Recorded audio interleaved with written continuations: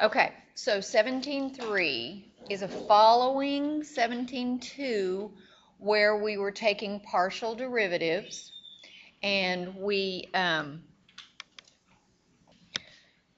all right, so we're going to be finding max or min of these three-dimensional things, and let me make this a little bit bigger.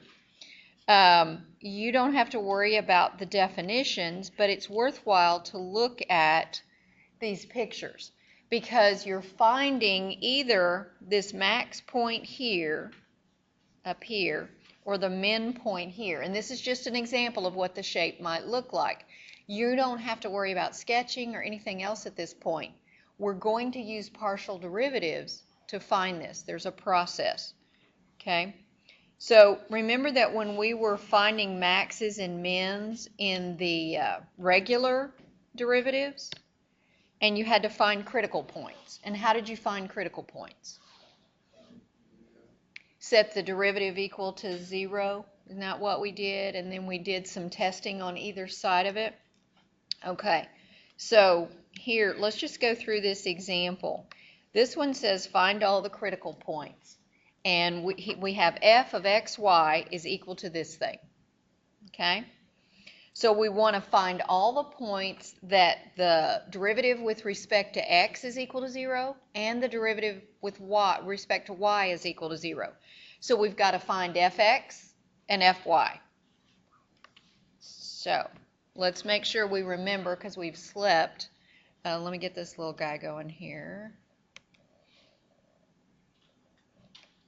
Sorry, this seems to be forgetting its settings all the time. And not getting them there. What's up with that?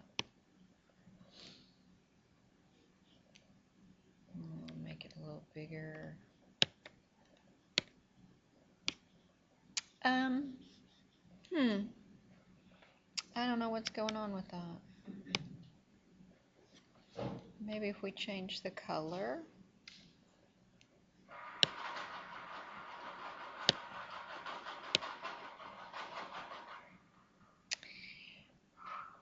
Okay, we're going to deal with that. So sorry. You'll be watching the screen, and I'm going to hope that you can follow till I can get that fixed. When we are looking at the original function, if we're taking fx, that means we've got to look up there, and we've got to take the derivative of every piece, thinking of y as a constant. So when we have 6x squared, the derivative is 12x. When we have 6y squared, what does that become? 6y squared is a constant, so that's 0. So that one goes away. The 6xy, the y part's a number, and x, if we just had 6x, what would the derivative be? And so the y stays attached to it, so it's 6y. And then the 36x goes to 36, sorry, the 5 goes to 0. So are we remembering how to do that fx? And then fy the same way. 6x squared is a constant, so it goes away. The 6y squared becomes 12y. That's the first term here, right here. And I'm just going to have little dots as I'm poking.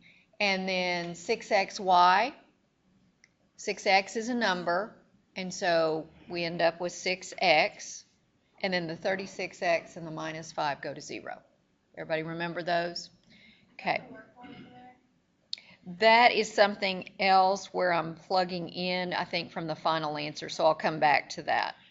And this is driving. We're going to go back. All right. So we've got fx and fy. So we take both of these things and we set them in equal to 0. All right. So I've got this guy equal to 0, this guy equal to 0. You have to solve those simultaneously. Remember from algebra, you can do that a lot of ways. You could graph it, which we're never going to do. You could do substitution, or you could solve them as a system together if that worked for you. So what I did was solve one of them for one of the variables. In other words, I subtracted the 12y divided by 6, and I came up with x is negative 2y. So then I'm going to take that negative 2y and substitute it in the other one for x. That's that substitution technique. So that's what happened here. 12 times the negative 2y, blah, blah, blah. You get down, you only have y's to solve now. You end up with y is 2, and then what would you do? Once you get one of the variables in solving a system, what do?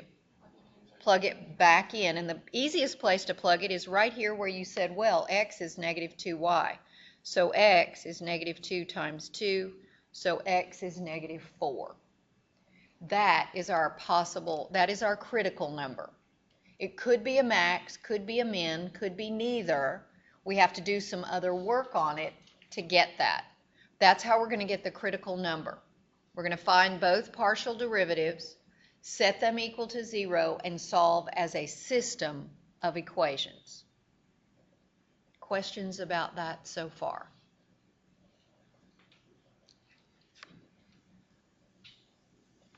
Okay, so I've written that here, that this is our critical number, and it is a possible extrema. We don't know for sure yet.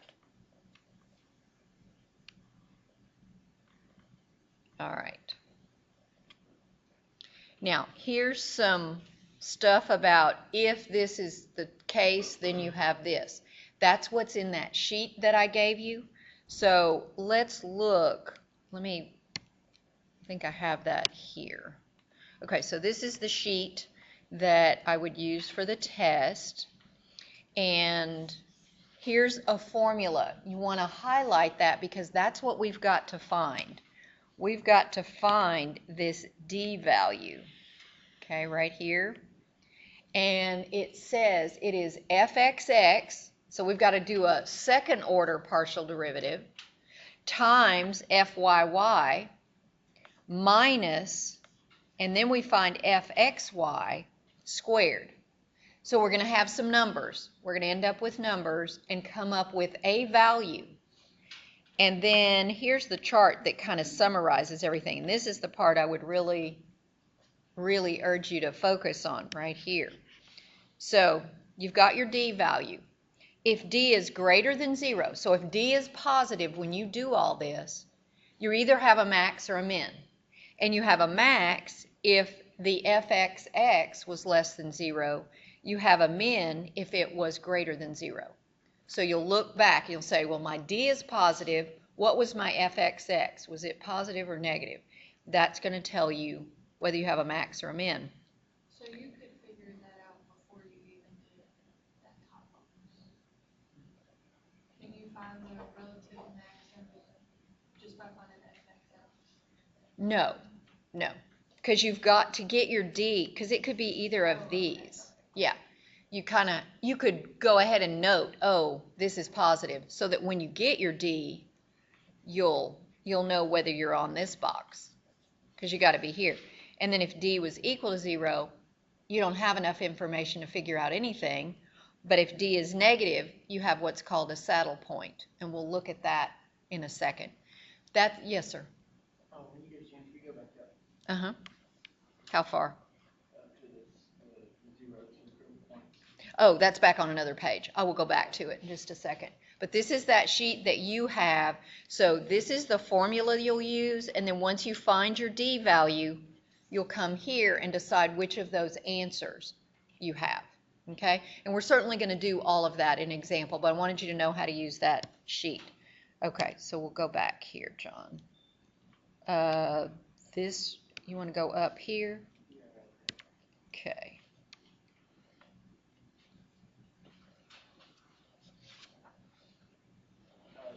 Okay.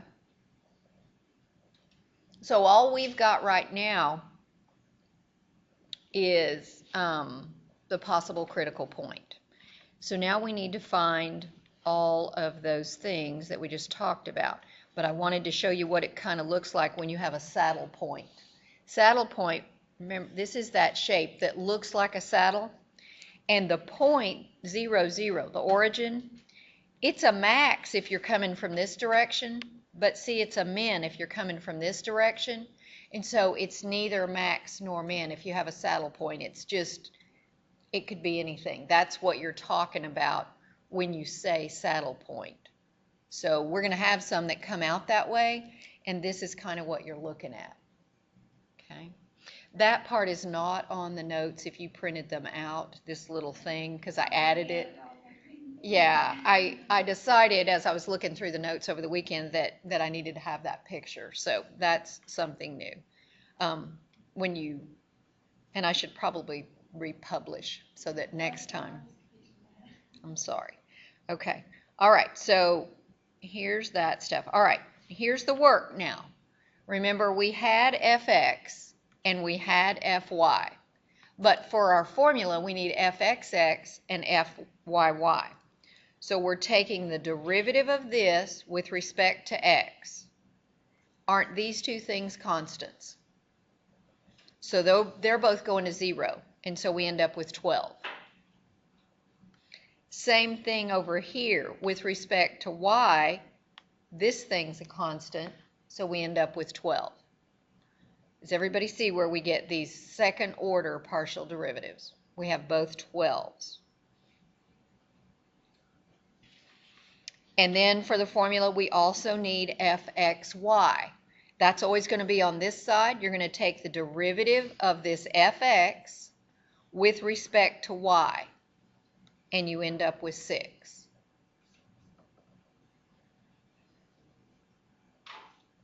So on the fx side, you've got to take 2 more derivatives. On the fy side, you take 1 more. Questions?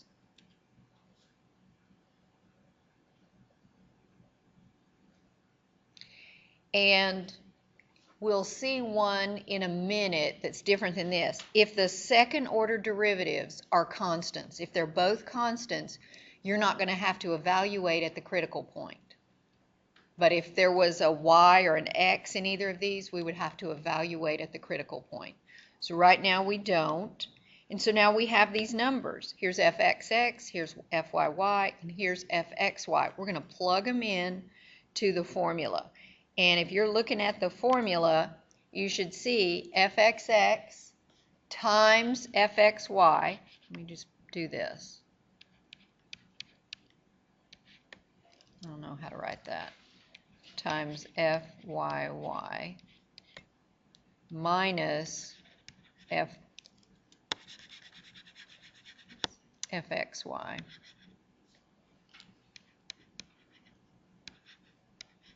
Squared.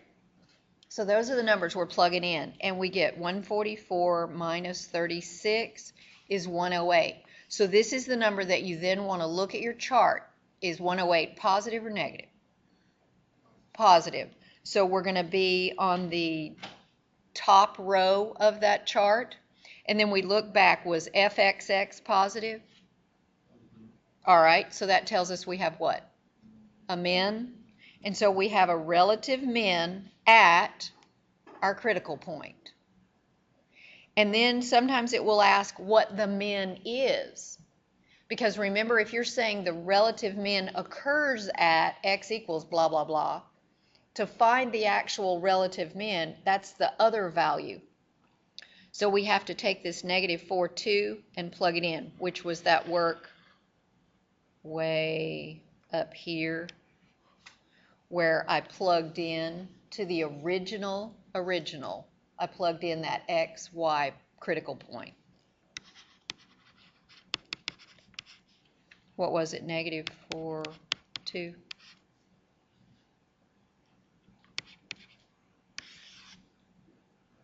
And so, let me go back to that final stuff. Okay, so that would be the answers they would be looking for, possibly. That it's a relative min at negative 4,2, and the relative min is negative 77. It is. It is. There's 3 questions on the homework. That's it. And on the stuff that's printed, there were 4, 5, and 6, but they are marked out because I did take them out because it is a lot of work. Just be glad you get to have your notes. Do what? You get to use, oh, on the final? You will have that sheet on the final, and the derivatives and integrals. That one sheet that I handed you just now? I'm looking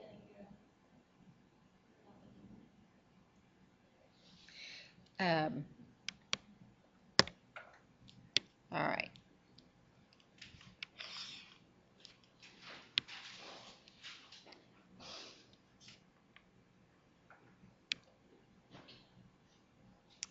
All right, so this is the way the problem would be written in MATLAB.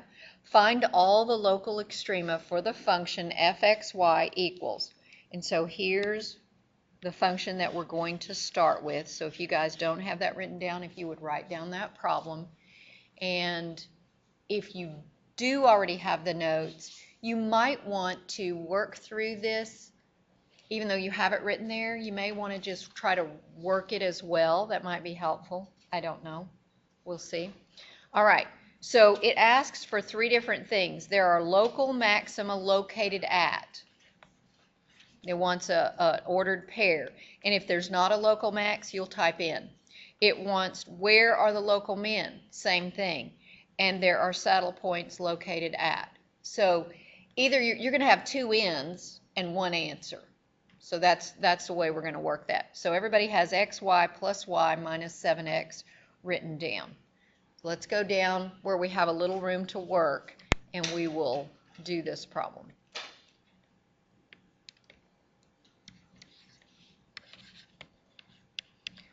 I have this delay on this pen. It's crazy. All right, so there's our problem. And we do what? Is that not? I thought it was one. Yeah, that's fine. Well, it is. I wanted to make it even more creative. Okay. So we need fx. And so what is fx? That means take the derivative of this with respect to x. Y minus 7. Because this is a constant, it goes to 0. And fy would be what?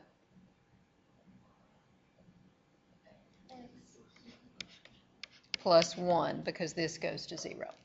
All right, so we're good. And so we take both of those, and you're supposed to solve them simultaneously.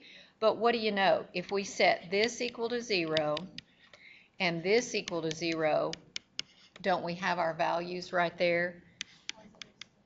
Mm-hmm. So our critical point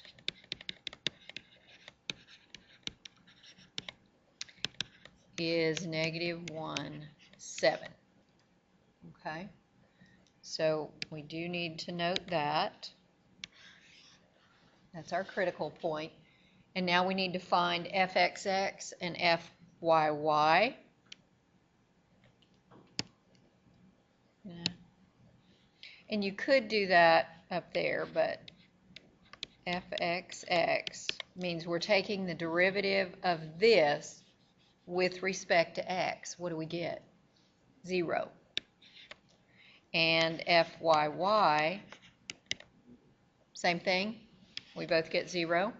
But what about fxy? That's taking the derivative of this with respect to y. 1. Okay. So you just can't assume if you get two zeros on these second order. Yeah, you just can't. It won't always be 0. So then we go, and you guys look at the chart, and let's fill in and make sure what we get. We're doing our d value. So we have 0 times 0 minus 1 squared equals -1. All right, so -1 is the value you are looking for when you go to compare. D is now less than 0. So what does it say? Yeah, because it's minus and then that value squared. Saddle point.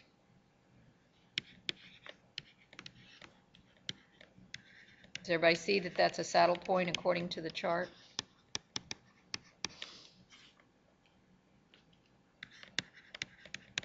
So it's neither max nor min.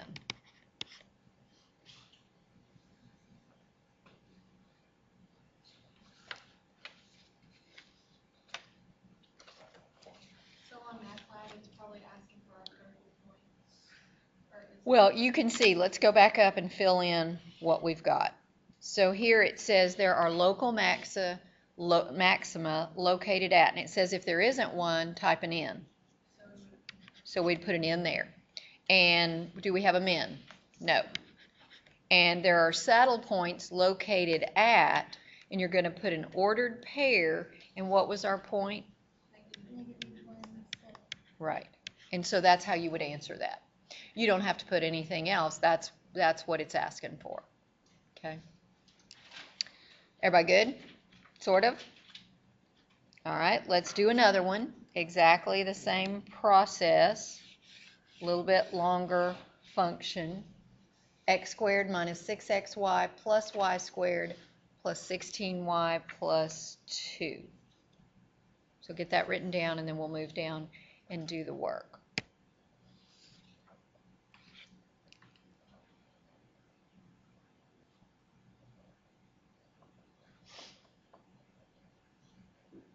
Do you want to try this one on your own?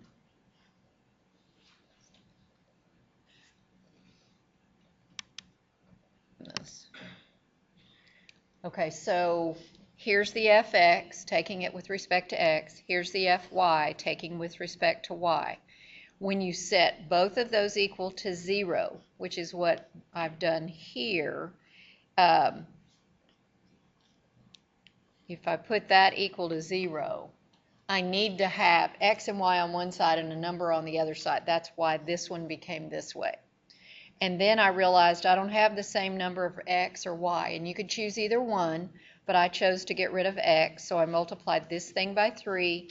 That became that. I solved it, got y equals 1, plugged that back into the top one, and got x to be 3. So that gave me a critical number of 3, 1. Then you're finding fxx is 2 and fyy is 2. Did you guys get that? And fxy, did you get to be -6? Okay. And remember that if in these two here, you don't have an x or a y, you're not going to have to evaluate at the point. You're just going to plug in the numbers. So then we have d equals 2 times 2 minus -6 squared. And again, we get a -32. D is less than 0, so we have a saddle point at 3, 1.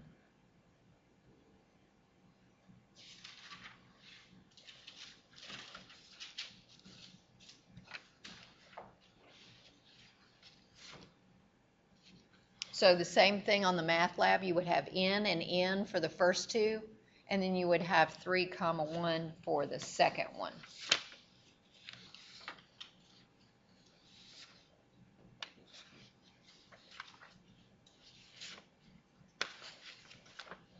All right, the last one is not a saddle point, so let's look at it and make sure. Any questions on this one?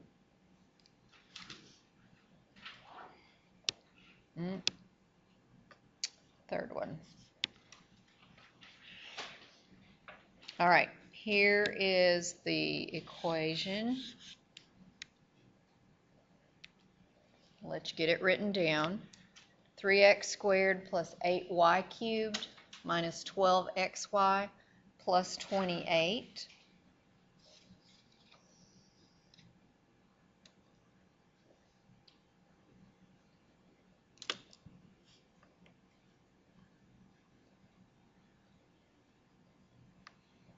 And we will work this one together. Let me go down here and write it.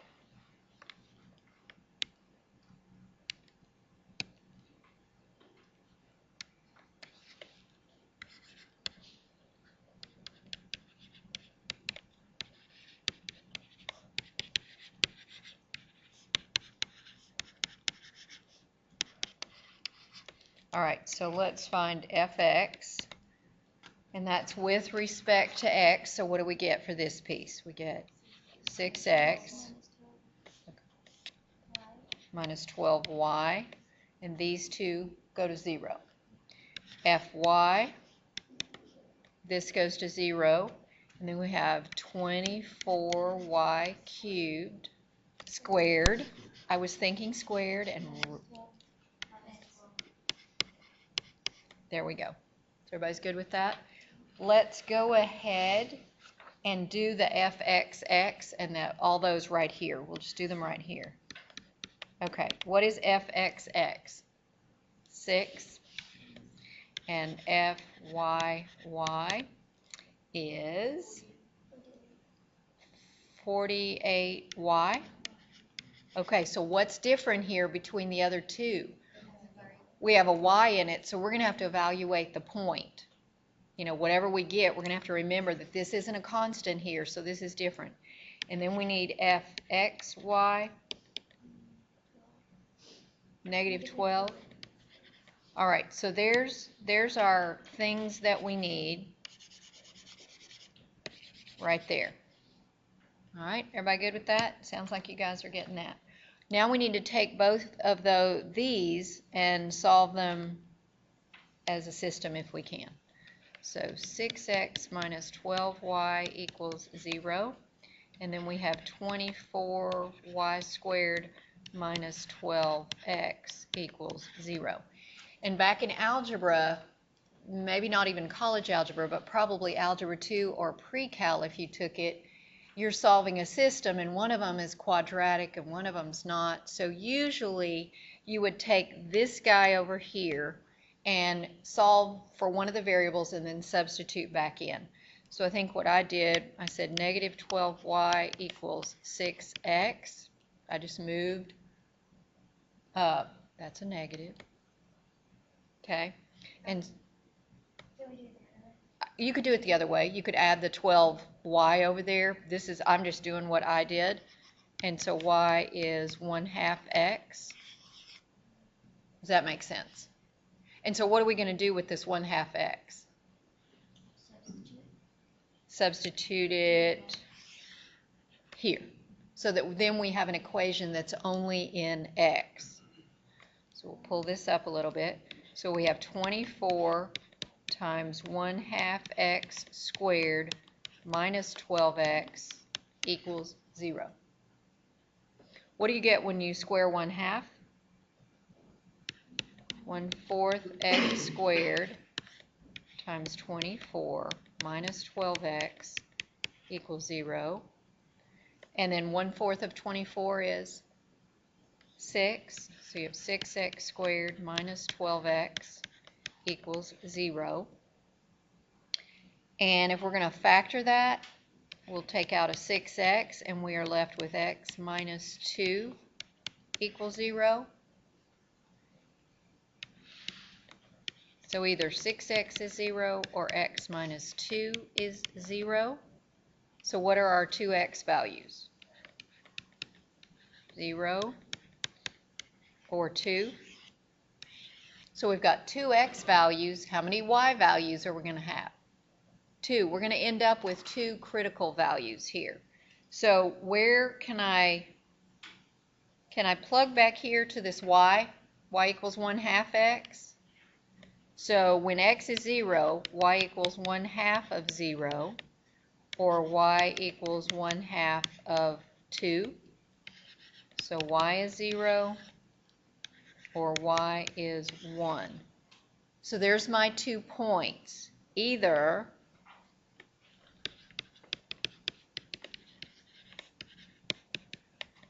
zero, 0, or 2, 1.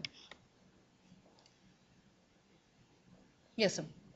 Whenever I said 6x minus 12 to 0, I got x equals 2y, and I'll plug that in into the other equation, and I got y equals 1, but I didn't get, and then when you plug that in, you just plug in your 1 to x equals 2y, so how would you get the 0, 0 point by doing that? All right, let's go back and look at what you're saying you did. So, hold on, let me get a different color. So over here, you said 6x equals 12y. And so x equals 2y. Hello. And so we're going to plug that in here. So you have 24y squared minus 12 times 2y. So 24y squared minus 24y. I see what you're saying. Oh,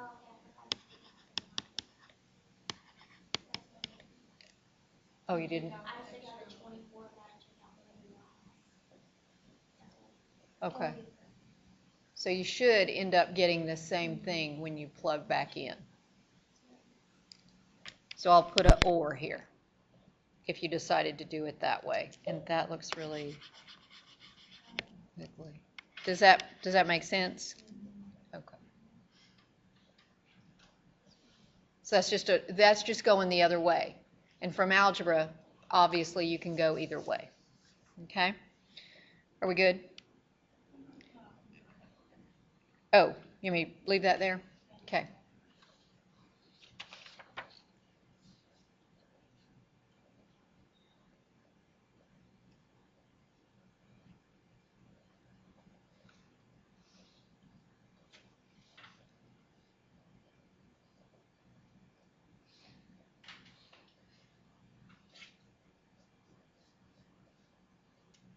You done? Okay. I was zoning out there. All right. So now we can fill in for our D. And I'm going to write it here, fxx times fyy minus fxy squared. So we're plugging in for that. And you guys have your paper. What was, fxx was 6 times, was it 48y? So 48 times, let's do this one first. So that's 48 times 1 minus what squared? Was that 12? Negative 12. All right, so, whoops, what do we get? We get 288 minus 144 equals 144. So D is greater than 0, and fxx was greater than 0. So what does that mean? Looking at your chart. D was greater than 0, and fxx was greater than 0. Min. So we have a min at, and the point we evaluated was 2, 1. So that's that part. But we have another point we have to evaluate. So we got to do this D thing again. So this is or D equals 48 times 0 minus,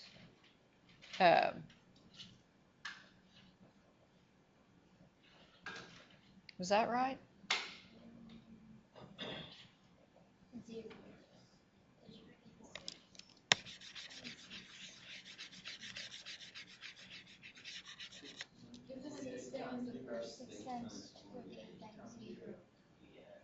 So it's ultimately going to be 0. Yeah.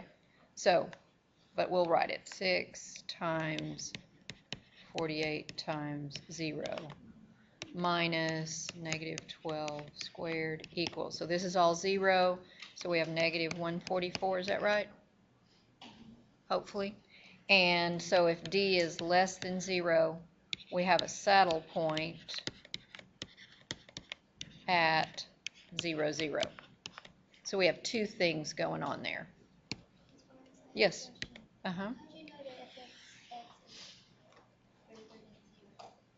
Up here, go back up to where we found fxx. It was 6, so that was positive. Okay. So it's hard to see on my screen because it kind of goes up, but you'll have it all on your paper, hopefully. So let's look back at the page where we had to fill that in up here. Okay, so what was that? It was a local max. We didn't have a max, did we? So that's an N. That was 2, 1, and a saddle point at 0, 0. So on number 3, you will have probably something like that, and so you should be ready for that. Questions? Okay, that's pretty much 17.3.